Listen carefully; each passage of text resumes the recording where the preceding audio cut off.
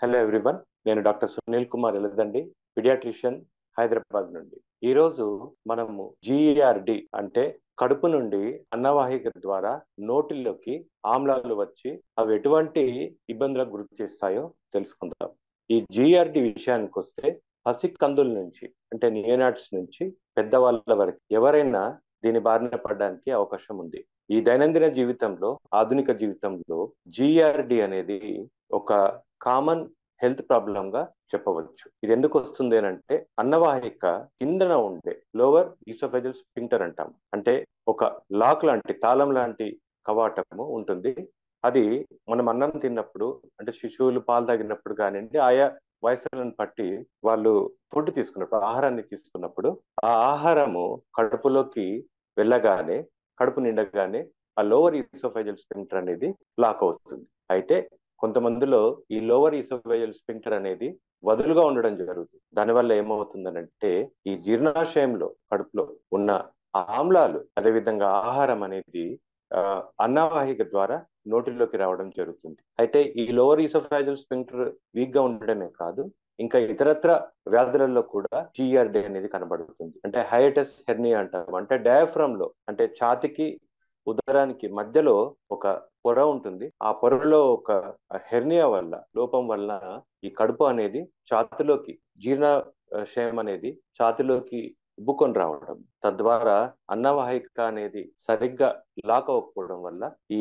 ఆమ్లాలన్నిటివి అన్నవాహిక ద్వారా నోటిలోకి వచ్చే అవకాశం ఉంటుంది. అదేవిధంగా స్క్లీరోడర్మా అనే వ్యాధి కానివ్వండి, ఆహారపు అలవాట్లు సరిగ్గా లేని వాళ్ళలో కానివ్వండి, నిద్ర లేమి ఉన్న వాళ్ళలో కానివ్వండి, మందులు అంటే ఎక్కువగా పెయిన్ కిల్లర్స్ కానివ్వండి, లేకుంటే ఏవైనా మందులు జీర్ణాశయాన్ని ప్రభావితం చేసి, జీర్ణ వ్యవస్థను ప్రభావితం చేసే మందులు ఉపయోగించడం వల్ల కానివ్వండి, ఈ జిఆర్డి అనేది కనబడుతుంది. ఇక పసిపిల్లల విషయానికి వస్తే, పసికందుల విషయానికి వస్తే విపరీతంగా ఏడవడము, సాయంత్రం కాగానే ఏడవడము, ఫీడింగ్ తీసుకోగానే ఏడవడము, లేకుంటే ఫీడింగ్ తీసుకోగానే తరచుగా మోషన్స్కి వెళ్ళడము, విరేచనాలు చేయడము, అదేవిధంగా ఊయడము, పాలు ఊయడం, కడుపు బిగుతుగా అయ్యి, గట్టిగా అయ్యి, గుక్క పెట్టి ఏడవడము వంటి లక్షణాలు కనిపిస్తాయి. అయితే సాధారణంగా తల్లిదండ్రులు ఈ కంప్లైంట్ చెప్తా ఉంటారు. వాళ్ళు చాలా స్ట్రెస్ లో మా దగ్గరకు రావడం జరుగుతుంది డాక్టర్స్ దగ్గర. పిల్లలు ఏ పాలు కడుపులో ఉంచుకోవట్లేదు, పాలు తాగిపోయినా కొద్దిసేపు అవ్వగానే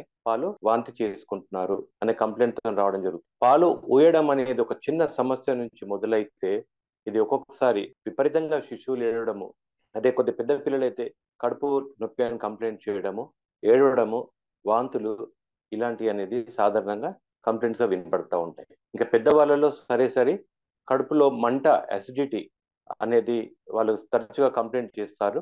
నోట్లోకి పుల్లగా, అంటే ఆమ్లాలతో కూడిన నీరు రావడం, నోట్లోకి ద్రవాలు రావడం అనేది వాళ్ళు కంప్లైంట్ చేస్తూ ఉంటారు. తరచుగా తేనుపులు తీస్తూ ఉంటారు. సో ఇటువంటి లక్షణాలు ఉన్నప్పుడు దీన్ని గ్యాస్ట్రో ఈసెఫెజియల్ రిఫ్లెక్స్ డిసీజ్, జిఈఆర్డి అని మనం పరిగణించవచ్చు. అయితే దీనికి సాధారణంగా వైద్యులు సూచించేది ఏంటంటే లైఫ్ స్టైల్ అంటే జీవన విధానంలో మార్పులు తీసుకురావడం. చిన్నపిల్లల్లో, పసిపిల్లల్లో చూసినట్టయితే వాళ్ళకి తల్లిపాలు సక్రమంగా ఇవ్వడం. ఈ ఆధునిక జీవితంలో ఏమవుతుంది, రకరకాల మీడియా ప్రభావం వల్ల కానివ్వండి, స్నేహితుల ప్రభావం వల్ల కానివ్వండి, కుటుంబ వ్యవస్థ ప్రభావం వల్ల కానివ్వండి, త్వరగా తల్లిపాలు మాన్పించి ఈ ఫార్ములా మిల్క్ వెంట గాని, లేకుంటే ఇతరత్ర పాలు, వాటిని పిల్లలకి ఇవ్వడం జరుగుతుంది. తద్వారా వాళ్ళకి జీర్ణ వ్యవస్థ అనేది దెబ్బతినడం జరుగుతుంది. ఇంతే, అదే కాకుండా కొంతమంది, అంటే ఇప్పటికీ ఊర్లలో, పల్లెటూర్లలో కానివ్వండి, ఈవెన్ సిటీస్ లో కానివ్వండి, కొంతమంది ఏంటంటే పిల్లలకి పుట్టగానే తల్లిపాలు, తల్లికి పాలు రావు, పడవు, పిల్లలకి పాలు మరి ఎట్లా అని చెప్పేసి వాళ్ళు ఏం చేస్తారంటే తేనె నాకించడం కానివ్వండి, అదేవిధంగా పిల్లలకి ఈ తరచుగా పాలు ఊసినప్పుడు వాళ్ళకి ఈ జీరా వాటర్ కానివ్వండి, లేకుంటే ఇలా వాళ్ళు లేకుంటే వాళ్ళకి ఒక ఖచ్చితత్వమైన సర్టిఫికేషన్ లేని ఆయుర్వేదిక్ మందులు కానివ్వండి, ఇలాంటివి ఇస్తూ ఉంటారు. లేకుంటే ఈ కలుషితమైన, అంటే ఈ నిపుల్స్, బాటిల్ ఫీడింగ్ వల్ల కూడా, నిపుల్స్ అనేది, బాటిల్ యొక్క నిపుల్ అనేది కూడా కలుషితమైనప్పుడు కూడా ఇవి ఏమవుతుందనంటే వీటి వల్ల విపరీతమైన ఆసిడ్ ప్రొడ్యూస్ అవ్వడము, పిల్లలు తరచుగా ఏడవడము, పాలు ఊయడము, ఒక్కోసారి విపరీతంగా వాంతులు అవ్వడం అనేది జరుగుతూ ఉంటుంది. అయితే వీళ్ళకి ఎలా, దీన్ని ఎలా పసిగట్టాలి. ఇది ప్రమాదకరమా కాదా అని తెలుసుకోవడం ఎలా అంటే, పిల్లలు మూత్రం సరిగ్గా చేసి ఉండాలి. అంటే 5 సార్లు కంటే 24 గంటల్లో 5 సార్ల కంటే ఎక్కువగా యూరిన్ చేస్తారంటే, వాళ్ళు పాలు ఊసినా గాని, అప్పుడప్పుడు మధ్యలో వామిటింగ్స్ చేసినా గాని, వాళ్ళకి పాలు సరిపోతుంది అని అర్థం. బరువు చక్కగా పెరుగుతా ఉండాలి, యాక్టివ్‌గా ఉండాలి. ఇలా ఉన్నప్పుడు భయపడాల్సిన అవసరం లేదు. వైద్యులు సూచిస్తారు ఏంటనంటే, పిల్లలకి సరిగైన పొజిషన్‌లో అంటే పడుకొని పాలివ్వకుండా తల్లి కూర్చొని ఏటవాలుగా ఆ పిల్లల్ని పట్టుకొని కంప్లీట్‌గా పిల్లని తన సైడ్ తిప్పుకొని నిపుల్ అండ్ ఏరియోలో లాచింగ్ కరెక్ట్‌గా ఉండేటట్టు చూసుకొని ఫీడింగ్ ఇవ్వడం వల్ల ఈ ఫీడింగ్ ద్వారా గాలి కూడా ఎక్కువ లోపలికి వెళ్ళకుండా దీన్ని కాపాడగలుగుతాం. అదే విధంగా ఆహ్, పాలిచ్చిన తర్వాత భుజం మీద వేసుకొని తట్టడము, లేకుంటే బోర్లా పడుకోబెట్టి తట్టడం వల్ల ఏమిటంటే ఈ గ్యాస్ అనేది రిలీజ్ అవుతుంది. ఏడవకుండా ఉంటారు పిల్లలు. అయితే ఈ పాలు ఊయడము, వామిటింగ్స్ అనేది, వాంతులనేది ఎక్కువగా ఉన్నప్పుడు మాత్రము దాన్ని మనం అతిగా ఏడుస్తున్నప్పుడు మరి వాళ్ళకి లాక్టోజ్ ఇంటాలరెన్స్ అంటే పాలు సరిగ్గా వాళ్ళకి సరిపడట్లేదా అనేది ఒక ప్రశ్న. కానీ కామన్ గా ఉండేది మాత్రం జీఆర్డి. ఈ జీఆర్డి ఉన్నప్పుడు ఇక కొద్దిగా పెద్దగా ఉన్న పిల్లలు మాత్రము వాళ్ళు కూడా కడుపు నొప్పి ఇవన్నీ కంప్లైంట్ చేస్తూ ఉంటారు. మరి దీన్ని ఎలా నివారించాలి అని అంటే జీవనశైలిలో మార్పులు తీసుకురావాలి. పసికందులైతేనేమో తల్లిపాలను చక్కగా ఇవ్వమని చెప్పాలి. 6 నెలలు నిండిన తర్వాత చాలా మందిని చూస్తూ ఉంటాము. 6 నెలలు నిండక ముందే ఈ ఘన పదార్థాలు అనేటివి పసిబిడ్డలకి ఇస్తా ఉంటారు. అలా కాకుండా 6 నెలల వయసు నిండిన తర్వాత 7వ నెల వచ్చిన తర్వాత ఘన పదార్థాన్ని సరైన సమయంలో సరైన పద్ధతిలో ఇవ్వడం వల్ల ఈ జీఆర్డీని అరికట్టవచ్చు.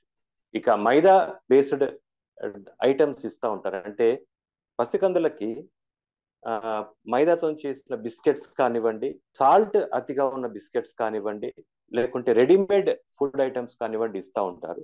వాటిలో ఉన్న కెమికల్స్ కానివ్వండి, వాటిలో ఉండే ఇంగ్రీడియంట్స్ అనేవి సరిపోనప్పుడు ఈ జీఆర్డి అనేది చాలా సాధారణంగా కనిపిస్తుంది.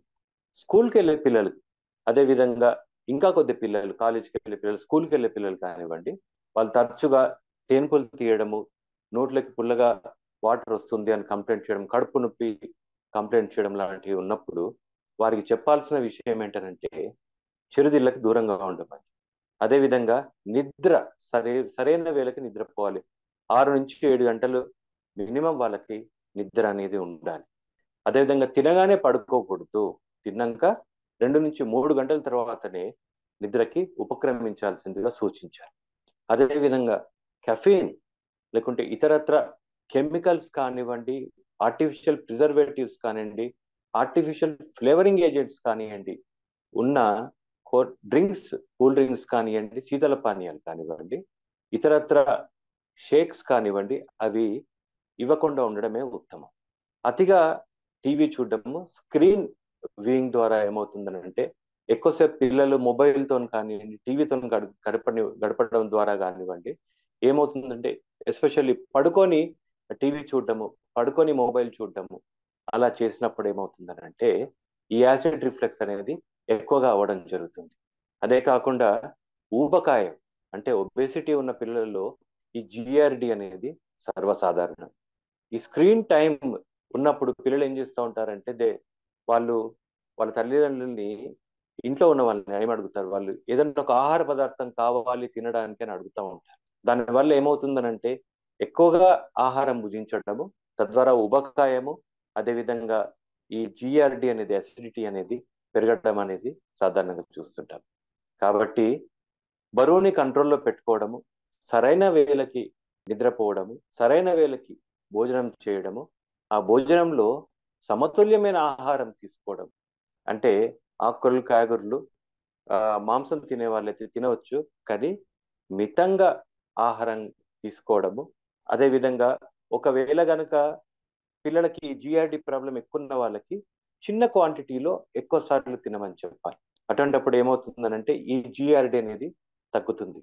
అదేవిధంగా పడుకున్నప్పుడు ఏటవాలుగా పడుకోమని. అంటే పసికందులనైతేనేమో ఒక పిల్లో దాని పక్కకి ఒక చిన్న టవల్ రోల్ చేసి ఏటవాలుగా బెడ్ని తయారు చేసి పడుకోబెట్టడం ఉత్తమం. తద్వారా యాసిడ్ రిఫ్లెక్స్ అనేది తగ్గుతుంది.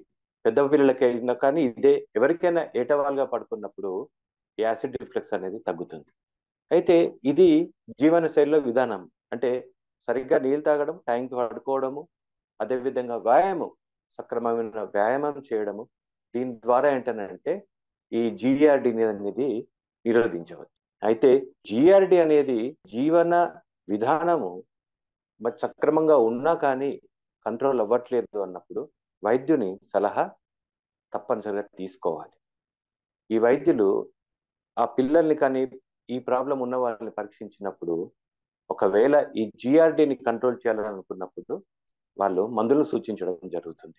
ఈ మందుల్ని proton pump inhibitors or H2 blockers అని అంటాం.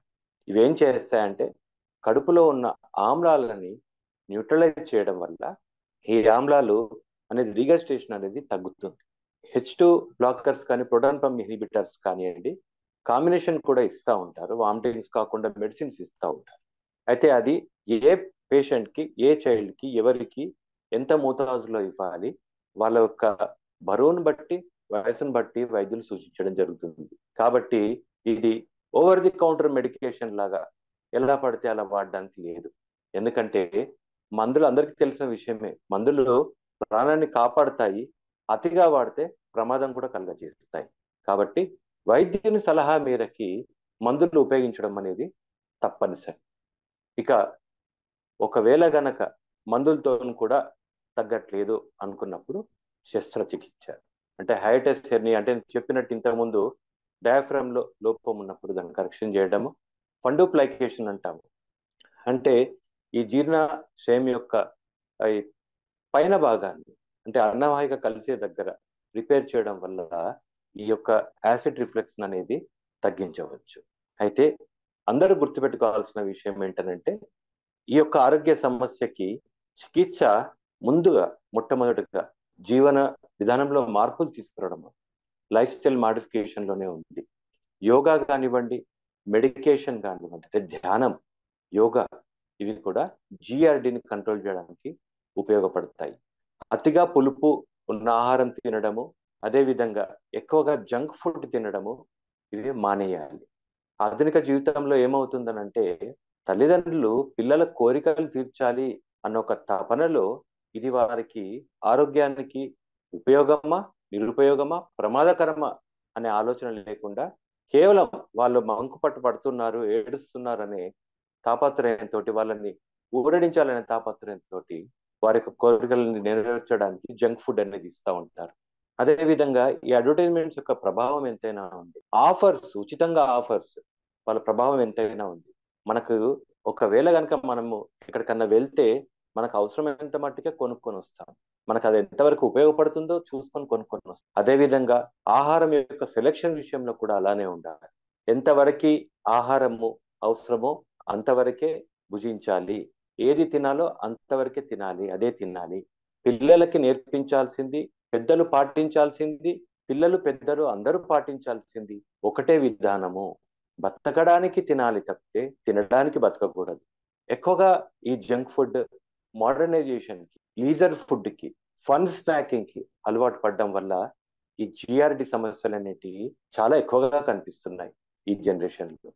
కాబట్టి మున్ముందు జనరేషన్స్ ఈ జిఆర్డి సమస్యను సమర్థవంతంగా ఎదుర్కోవాలి, ఈ జిఆర్డి రాకుండా కాపాడుకోవాలి అనుకున్నప్పుడు మనము సరైన వేళకి సరైన వైద్యుని సంప్రదించి సరైన చికిత్సని పొందడం వల్ల, వారిని ఉత్తేజపరచడం వల్ల, వాళ్ళకి జ్ఞానం కలిగించడం వల్ల, వారికి మరి సరైన అలవాట్లు నేర్పించడం వల్ల ఈ యొక్క జిఆర్డి సమస్యను అధిగమించిన వాళ్ళం అవుతాం. ఒక మంచి విద్యను పిల్లలకు అందించడమే కాదు, భావితరాలకు అందించడమే కాదు, ఒక ఆరోగ్యమైన భవిష్యత్తును కూడా అందించాల్సిన బాధ్యత అనేది తల్లిదండ్రుల మీద ఉంది.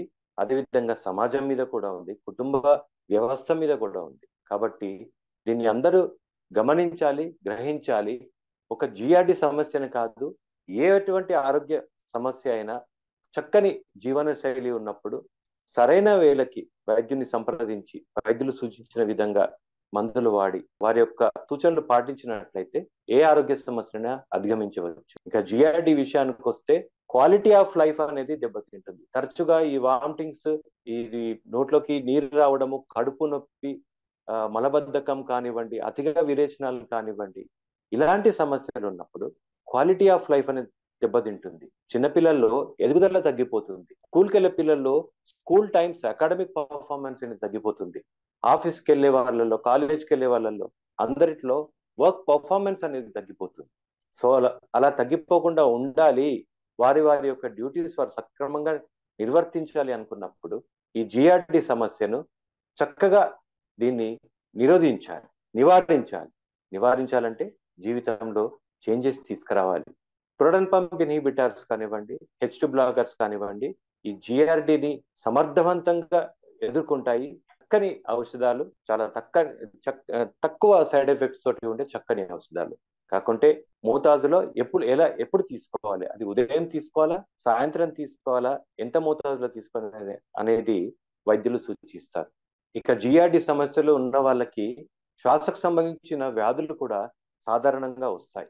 ఎందుకంటే యాసిడ్ రిఫ్లెక్స్ అయినప్పుడు ఒక్కోసారి అది లంగ్స్ లోకి వెళ్ళడము, తర్వాత విపరీతంగా ఛాతిలో మంట రావడము, దగ్గు రావడం అటువంటిది కూడా సాధారణంగా చూస్తూ ఉంటాం. ఉబ్బసం వ్యాధి అంటే ఆస్తమా ఉన్న వాళ్ళకు కూడా ఈ జిఆర్డి అనేది ఉన్నప్పుడు ఫ్లేరప్ అవుతుంది. ఎక్కువగా అటాక్స్ అనేది అవుతాయి. కాబట్టి ఆస్తమా ఉన్న వాళ్ళు కానివ్వండి, లేకుంటే దీర్ఘకాలిక కీళ్ళ వ్యాధులు ఉన్న వాళ్ళు కానివ్వండి, ఇతరత్ర దీర్ఘకాలిక మందులు వాడుతున్న వాళ్ళు కానివ్వండి, గర్భిణీ స్త్రీలు కానివ్వండి, ఇటువంటి వాళ్ళు ఎప్పుడైతే పెయిన్ కిల్లర్స్ వాడుతున్నారో, మందులు వాడుతున్నారో, వాళ్ళు తప్పనిసరిగా ఈ ప్రోటాన్ పంప్ ఇన్హిబిటర్స్ కానివ్వండి, H2 బ్లాకర్స్ కానివ్వండి వాడడం ఉత్తమం. వైద్యుని సలహా మేరకి వాడడం ఉత్తమం. చిన్నపిల్లల దగ్గర నుంచి పెద్దవాళ్ళ వరకు, వయసు పెరుగుతున్న కొద్దీ, గర్భిణీ స్త్రీలు, తర్వాత వయసుతో సంబంధం లేకుండా అందరినీ వేధించే ఆధునిక వ్యాధి జిఆర్డి. ఈ ఆధునిక వ్యాధికి ఆధునికమైన చికిత్స, సరైన జీవన విధానము, సరైన డాక్టర్ దగ్గరికి వెళ్ళి వైద్యుని సంప్రదించి సరైన మందులు సరైన మోతాదులో సరైన వేళకి వాడటము, అదేవిధంగా వైద్యుల సలహాలు ఎటువంటి పరిస్థితులలో నెగ్లెక్ట్ చేయకండి దయచేసి. సాధారణంగా జిఆర్డి అనేది చక్కగా నిర్మూలించబడేది 6 నుంచి 8 వారాలు మందులు వాడినప్పుడు. కాబట్టి వీటికి వైద్యులు సూచించిన మట్టికి కంప్లీట్ కంప్లీట్ చేయండి. అంతేకాని మధ్యలో కోర్స్ అనేది ఆపేయకూడదు. అదే అని చెప్పేసి మళ్ళీ ఎప్పుడన్నా వచ్చినప్పుడు సొంతగా వైద్యం పనికిరాదు. కాబట్టి సకాలంలో వైద్యుని సంప్రదించాలి, సరైన చికిత్సను సరైన వేళల్లో పాటించాలి, అందరూ చక్కగా ఉండాలి. ఒకటి గుర్తుపెట్టుకోవాల్సిన విషయం ఏంటనంటే, ప్రతి ఒక్క మనిషి సక్సెస్ అనేది వారి యొక్క జీవన శైలి మీద ఆధారపడి ఉంటుంది, వారి యొక్క ఆరోగ్య భద్రత మీద ఆధారపడి ఉంటుంది. కాబట్టి ఆరోగ్యాన్ని చక్కగా చూసుకున్నప్పుడు వారు సక్సెస్ఫుల్ పర్సన్ అవుతారు. కాబట్టి ఇదందరూ గుర్తుపెట్టుకొని ఈ జిఆర్డి విషయానికి వస్తే, ఈ జిఆర్డిని నివారించుకోవాలి, చికిత్స తీసుకోవాలి, మళ్ళీ రాకుండా కాపాడుకోవాలి. సో ఇది అందరూ గమనించాల్సిన విషయం. Thank you so much.